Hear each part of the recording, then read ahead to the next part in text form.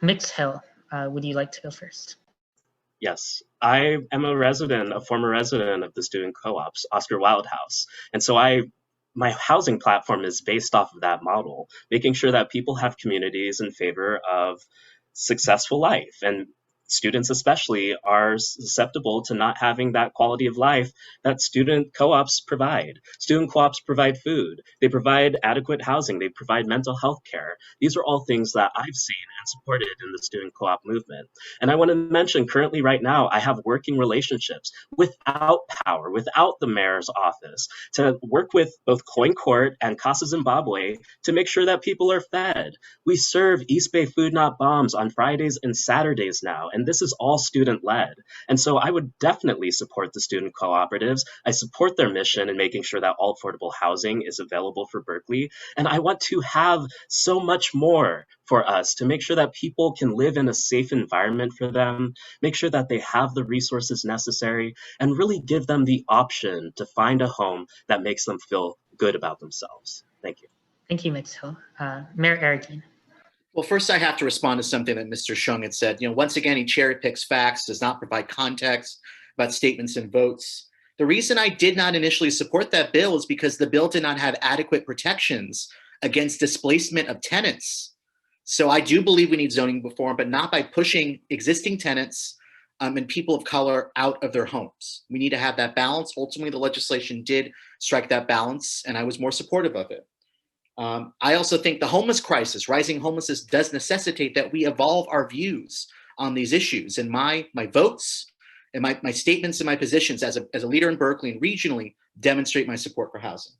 On the question, UC should give land to the co-ops, first and foremost. We should be looking at one of those 9 sites to be a site where we can build affordable cooperative housing. I support the use of Measure U1, our landlord tax, and Measure O, our bond, affordable housing bond, funding to support the acquisition of buildings to expand cooperative housing, as well as building new student affordable housing. Thank you, Mr. Shang.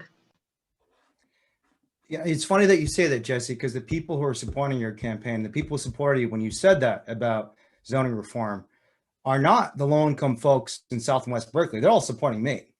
Right, the folks who are supporting you are people who are millionaires in North Berkeley. And so I just disagree. And if you look back at the statements you made, it had very little to do with displacement, it had a lot to do with protecting wealthy enclaves from more density. So on the question of social housing, our platform is 100% supportive of making everyone a stakeholder in our society. If you look at the model of housing that works best around the entire world, it's Vienna, Austria. Housing economists who look at the situation say, this is amazing. You got average rents of like $1,200 a month. And the way it came about is 62% of the housing is publicly owned. And they're neighborhood councils that have real control over the housing development in their own neighborhoods. When you make people stakeholders in their own future, it turns out they make pretty damn good decisions. So what we'd like to do is let's have more of this sort of housing, not just in an individual co-op here and there. Let's try and expand this model. Let's systematize this model across the city so people have a real stake, an ownership stake in where they live. We have an ownership and stakeholder society. And more importantly, a voice in the development of the future. And if we do those 2 things, we're going to get a lot better housing outcomes in Berkeley. Thank you. Thank you all for those answers. This is actually a direct question from the audience to Mayor Arreguín. If you believe that we need to fix the zoning laws to be more racially equitable, sorry, 1 second. Oh, sorry, I accidentally clicked that away. No worries. But the gist of the question is, Mayor Arreguín, if regarding your statement about making the zoning laws in Berkeley more racially equitable, what have you done in your previous term to follow through on that goal? Well, first of all, I'm not just supported by people in the Hills, I'm supported by people throughout the entire city. Every single endorsement, every single organization that's endorsed in this race, including the Sierra Club, the Democratic Party, have endorsed my campaign, not Mr. Shung's.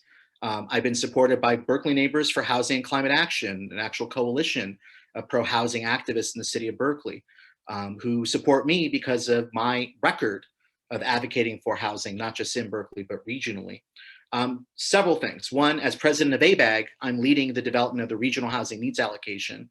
We actually have a vote this Thursday, which is going to make sure that Santa Clara County cities and communities that have not built enough housing will have to meet more responsibility to build housing to address our regional housing crisis. I've supported the missing middle study. We're doing a major update of our zoning ordinance to streamline it. I've supported proposals to streamline the permitting process for affordable housing and other projects. I've supported state legislation, but we need to fundamentally look at changing our zoning code in our residential districts.